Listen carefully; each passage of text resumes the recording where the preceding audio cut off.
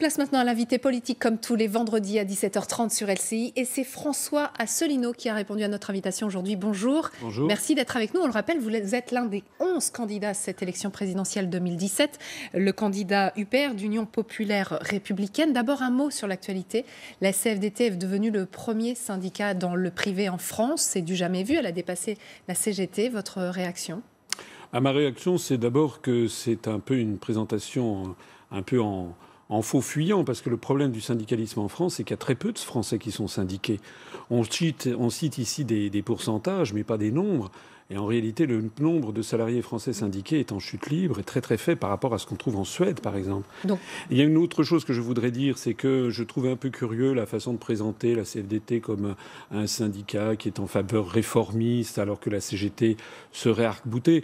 On est très loin de la CGT des années 60 et de Georges Séguy. Je rappelle que les grands syndicats français font tous partie de la Confédération européenne des syndicats et à ce titre sont en partie financés par la Commission européenne, qui demande à ces syndicats de promouvoir auprès des syndiqués les fameuses réformes de structure demandées par la Commission. D'autant, c'est la raison pour laquelle, en définitive, on a des syndicats qui ne jouent plus tout à fait leur rôle d'opposants, de défense systématique de l'intérêt des salariés. C'est la raison pour laquelle beaucoup de salariés français sont désarçonnés par le fait que leurs syndicats ne vont plus jusqu'au bout. Pour vous, la CGT, l'année dernière, pendant la loi travail, n'a pas défendu les droits des salariés ? Écoutez, moi je me rappelle d'une petite anecdote. Moi, au moment des grandes manifestations qui avaient eu lieu, que ce soit auparavant sur la réforme des retraites avec Éric Woerth, ou que ce soit la loi travail, moi j'aime bien incognito aller le long de ces manifestations et puis de prendre les tracts. Et je me rappelle avoir demandé, je dis mais pourquoi dans votre tract vous ne dites pas quelle est l'origine ? L'origine de la loi El Khomri, c'était pas Madame El Khomri, c'était même pas le gouvernement français, c'était la Commission européenne, c'était le rapport des grandes orientations de politique économique, de même que la même chose pour la réforme des retraites de la loi Woerth. Et on m'avait dit à ce moment-là, mais non, qu'est-ce que c'est que ça, etc. Et au bout du compte, on en arrive toujours à la même idée. Nous, on est pour une autre Europe, voilà. C'est-à-dire qu'il y a un point aveugle chez les syndicats français. Et chez les syndicalistes, c'est le rôle joué par la Commission européenne et par les traités européens dans les lois qui sont en train de casser le droit du travail en France et qui, en fait, sont prises à la demande de Bruxelles. Alors ça veut dire que vous, président, il se passe quoi avec les syndicats ? Eh bien, il se passe déjà que nous, on sort de l'Union européenne et qu'on rend aux Français leur démocratie. Et les syndicats... Moi, j'ai prévu que les syndicats ne devraient pas recevoir de financements étrangers. Quitte d'ailleurs à ce que l'État donne une subvention supplémentaire aux syndicats. Mais il faut que les syndicats ne soient plus sous la coupe d'une institution internationale comme la Commission européenne. Et je pense que les syndicats doivent jouer leur rôle de contre-pouvoir. Actuellement, ils ne le jouent pas suffisamment. Mais vous seriez pas suffisamment. Pas suffisamment. Vous seriez quand même pour le dialogue permanent avec évidemment. Moi, vous savez, je suis quelqu'un de sérieux et de raisonnable. Je ne suis pas pour... J'ai pas l'allure d'un révolutionnaire. Mais je suis en faveur de ce que chaque structure défende, qu'il y ait des contre-pouvoirs. Une démocratie fonctionne bien s'il y a des contre-pouvoirs. Il n'y en a plus assez en France aujourd'hui. Je trouve que les syndicats français ne défendent plus suffisamment l'intérêt des travailleurs, des salariés, notamment parce qu'ils leur cachent toujours et encore l'origine des problèmes fondamentaux. Le rapport de la Commission européenne sur les grandes orientations de politique économique, j'y reviens, a prévu pour 2017, pour cette année, la poursuite du démantèlement du droit du travail, l'ubérisation générale de la société française, toutes les professions réglementées, avocats, notaires, médecins, pharmaciens, dentistes, experts comptables, artisans taxis, sont tous visés par les rapports des grandes orientations des politiques économiques venant de Bruxelles. La loi El Khomri, la loi de modernisation de l'économie de M. Macron, tout ceci, c'est en fait l'application des directives bruxelloises. Il y a un seul et grand méchant loup aujourd'hui, c'est Bruxelles. Ce n'est pas un grand méchant loup, c'est celui qui donne les instructions. Le président de la République n'est plus désormais, et son gouvernement, que le gouverneur de la province France. Et d'ailleurs, on a les mêmes lois qui se situent en Belgique, qu'on trouve en Angleterre, qui portent d'autres noms, mais qui appliquent les mêmes directives. Mais la France garde quand même sa spécificité. Elle a quand même un droit du travail protégé bien plus qu'en Allemagne ou en Angleterre. Ça veut dire qu'il y a encore une puissance France qui existe. Il y a encore, je vous l'accorde, il y a encore des restes, évidemment, de ce qu'est la France.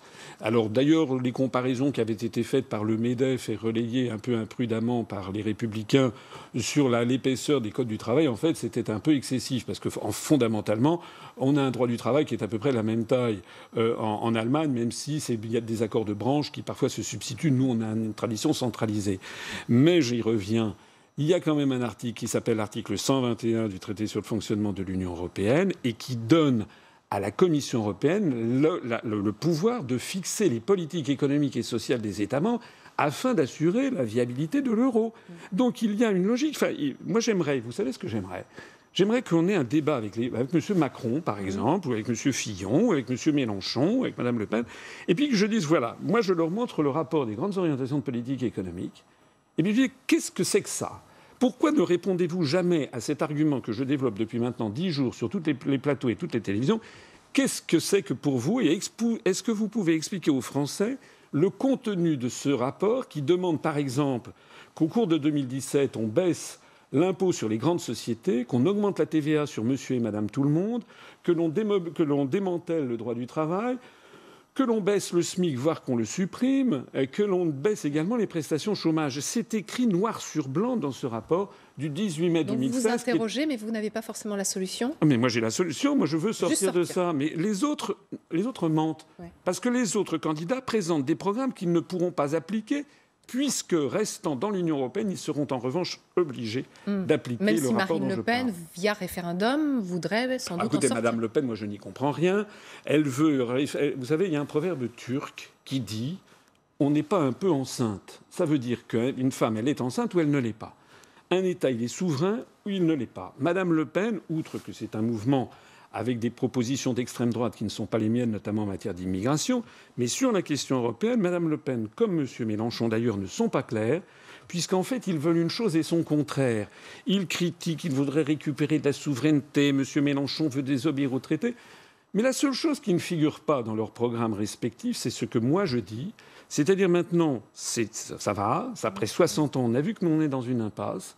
Il faut donc sortir calmement, sereinement de l'Union européenne, par la mise en œuvre de l'article 50 du TUE, ce que les Britanniques font en ce moment. Donc, voilà. Vous dites progressivement, finalement. Donc, ça se passe comment ? C'est-à-dire, admettons, vous êtes élu président de la République, vous signifiez à Bruxelles que vous voulez sortir, vous enclenchez donc cet article 50 pour le Frexit. Voilà. Et ensuite, on part dans des négociations, pareil, qui vont durer à peu près 2 ans pour sortir et de l'Union européenne, et de l'OTAN, et de toutes ces institutions-là ? Alors, de l'euro... Alors, ça, c'est de l'euro pour l'article 50, oui. L'OTAN, c'est autre chose. L'OTAN, c'est le traité de l'Atlantique Nord. Ça, il suffit d'écrire au gouvernement des États-Unis d'Amérique. C'est l'article 13 du traité. Mais dans un deuxième temps, vous comprenez le processus. Mais ça, c'est très facile. Pour l'OTAN, il suffit d'écrire au gouvernement des États-Unis d'Amérique. Voilà, on veut sortir. Et un an après, mécaniquement, on en sort. C'est tout. Effectivement, la sortie de l'Union européenne et de l'euro est un petit peu plus compliquée, c'est vrai. Et effectivement, l'article 50 a prévu 2 ans de négociations. Ces 2 ans peuvent être raccourcis. Si on parvient à un accord, on peut être rallongé si on n'y parvient pas. Mais cet accord, vous savez, c'est pas non plus la mer à boire. Il y a toute une série de questions. C'est comme un divorce. Quand il y a un divorce entre un homme et une femme, après 7 ou 8 ans de mariage, il y a effectivement des sujets à régler. Par exemple, la garde des enfants, éventuellement la pension alimentaire, la répartition des biens acquis pendant le mariage. Mais ça prend aussi quelques mois, ça n'est pas inaccessible. Et il vaut mieux un bon divorce entre des gens qui s'entendent plutôt que de maintenir un mariage qui ne marche pas au détriment des enfants. Oui, ça c'est un des arguments d'ailleurs du Front National. Ah ben c'est possible que Mme Le Pen ou M. Philippot soient allés me le piquer. Parce que je me rappelle par exemple que si je reprends la profession de foi de Mme Le Pen de 2012 pour l'élection présidentielle dernière, la précédente, il n'était question ni de l'euro, ni de l'Union européenne, ni de la sortie de l'Union européenne. Le problème de Mme Le Pen comme de M. Mélenchon, c'est qu'ils constatent que notre mouvement politique se développe à toute allure, 250 à 300 adhérents par jour, que le 25 mars dernier à Paris, nous avons fait une fête pour les 10 ans, il y avait 6500 personnes, avec une ferveur extraordinaire. Allez voir sur notre site internet les photos, allez voir les vidéos. Les gens qui y ont participé, notamment des maires, notamment des personnalités étrangères qui sont venues, ont été sidérés par le triomphe de cette fête. Donc c'est vrai que notre mouvement se développant rapidement, peut-être que ça donne des idées.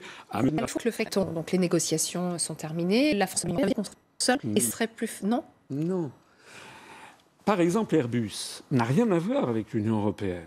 Nous resterons toujours dans Airbus. Mais là, vous parlez d'un grand fleuron de l'industrie française. Ariane Espace, nous resterons dans Ariane Espace. Ça n'a rien à voir. Par exemple, la Norvège ou le Canada sont dans Ariane Espace. alors qu'ils ne sont pas dans l'Union européenne. Et par ailleurs, j'ai déjà eu l'occasion de le dire, la France est liée au reste du monde par 6686 traités bilatéraux ou multilatéraux. J'ai dit ça l'autre jour chez un de vos confrères qui est allé vérifier au Quai d'Orsay, qui a dit non, c'est pas 6686, c'est 6626 ou je sais pas quoi. En gros, le montant y est. Bon. Lorsque la France sera sortie de l'Union européenne, de l'euro et de l'OTAN, elle restera membre de l'Organisation des Nations Unies et notamment membre permanent du Conseil de sécurité. Alors que si nous restons dans l'Union européenne, nous risquons de perdre ce siège permanent au profit de l'Union européenne à horizon de 10 ans. Nous resterons membres d'Interpol, de l'Organisation mondiale de la santé, du Fonds monétaire international, de la Banque mondiale, du traité de l'Antarctique, du traité sur le droit de la mer, du traité sur l'espace extra-atmosphérique, etc. Donc la France resterait forte, voire plus forte pour vous, seule, plutôt qu'au sein de l'Union. Mais nous ne serons pas seuls. Nous aurons des alliances en tant que de besoin. Nous resterons, par exemple, dans le consortium Airbus. Mais sur d'autres sujets, nous ferons des alliances. C'est d'ailleurs déjà le cas. Moi, je me rappelle, j'avais accompagné Jacques Chirac en Chine en 1996. Et on avait signé, enfin, le président de la République française avait signé avec son homologue, mais le président Jiang Zemin, avait signé un accord de coopération stratégique franco-chinois. Voilà.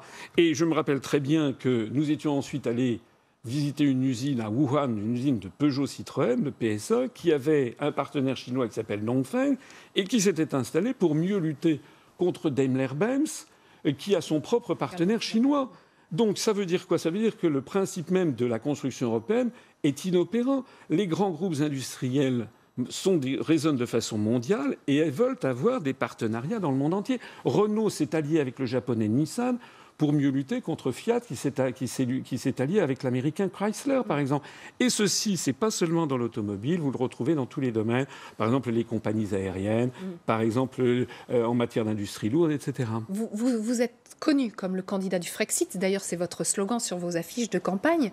Le problème, c'est que ça occulte tout le reste de votre programme. C'est pas un peu problématique? Non, parce que je pense qu'au cours de cette campagne qui ne fait encore que commencer, il y a encore plusieurs semaines. Oui, il y a encore 3 semaines, et ça, il aurait fallu m'inviter plus tôt.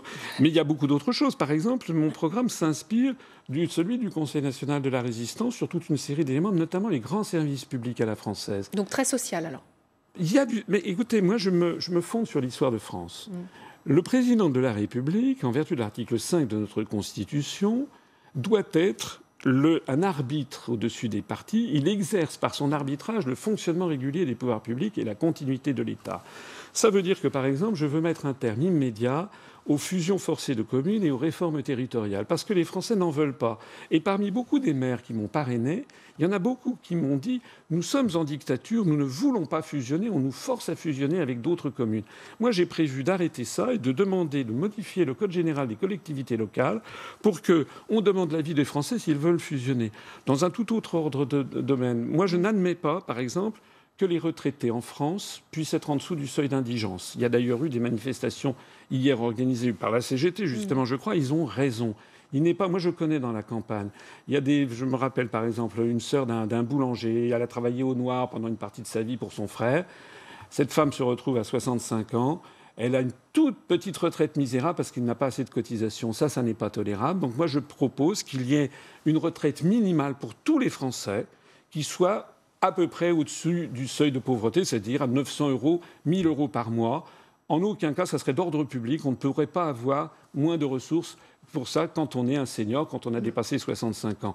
C'est un petit peu le système, si vous voulez, du revenu universel, mais cette fois-ci pour les seniors, pour les gens qui ont travaillé toute leur vie et qui ont dépassé 65 ans. Vous arrivez à préparer les législatives en même temps? C'est compliqué, il y a 577 circonscriptions. Donc, ça c'est sûr. Alors oui, alors en ce moment, on est en train de procéder aux investitures. Et comme nous sommes un mouvement très jeune, eh bien, il faut évidemment qu'on sélectionne les candidatures qui nous sont parvenues. Et puis, je tiens beaucoup à ce qu'il y ait la parité homme-femme.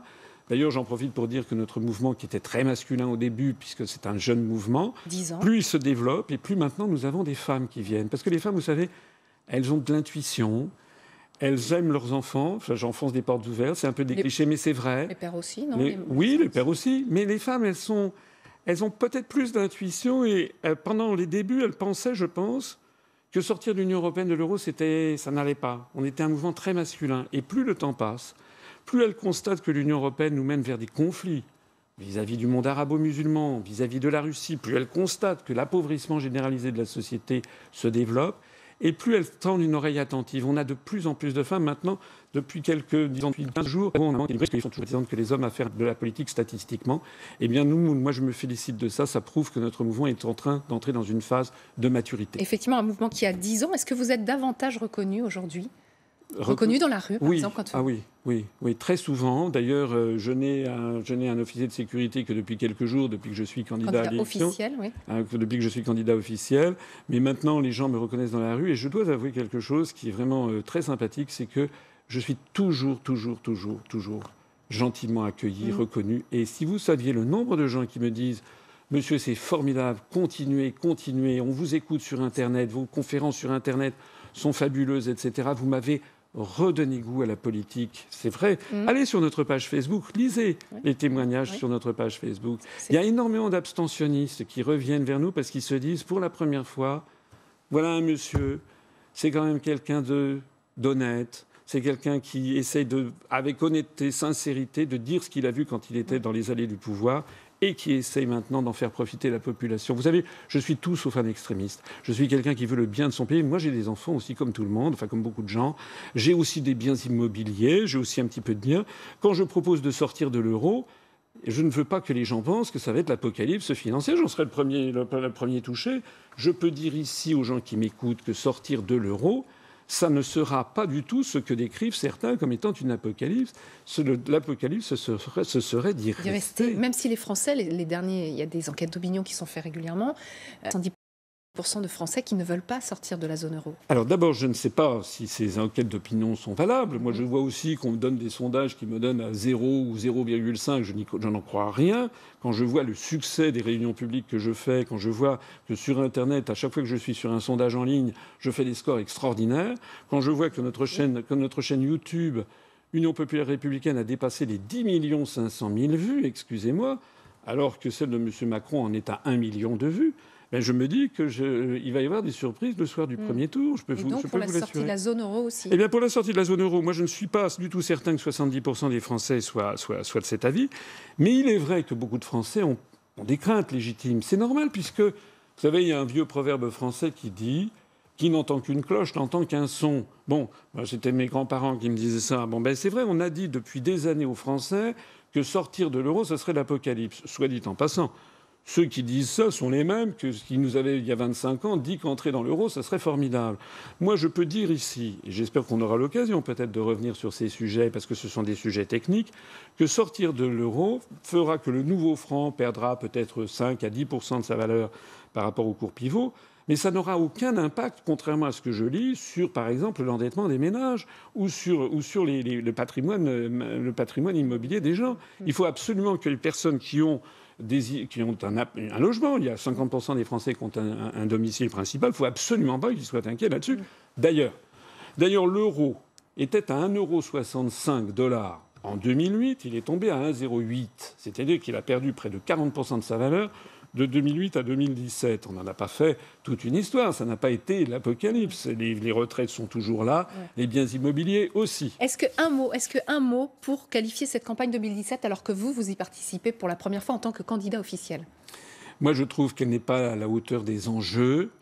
Et moi, je pense que je voudrais que le débat de fond, il ait lieu. Le débat de fond, c'est ce que je disais tout à l'heure sur les pouvoirs du président de la République. Le président de la République est le garant de l'indépendance nationale et de l'unité du territoire. Et moi, je veux que ce débat-là de fond ait lieu. Je pense que la proposition que je fais est la plus responsable de toutes. Il reste 3 semaines avant le premier tour. Merci beaucoup François Asselineau d'avoir répondu à nos questions. Restez avec nous. Julien Domel pour le journal de 18h et vous retrouvez Yves Calvi sur LCI.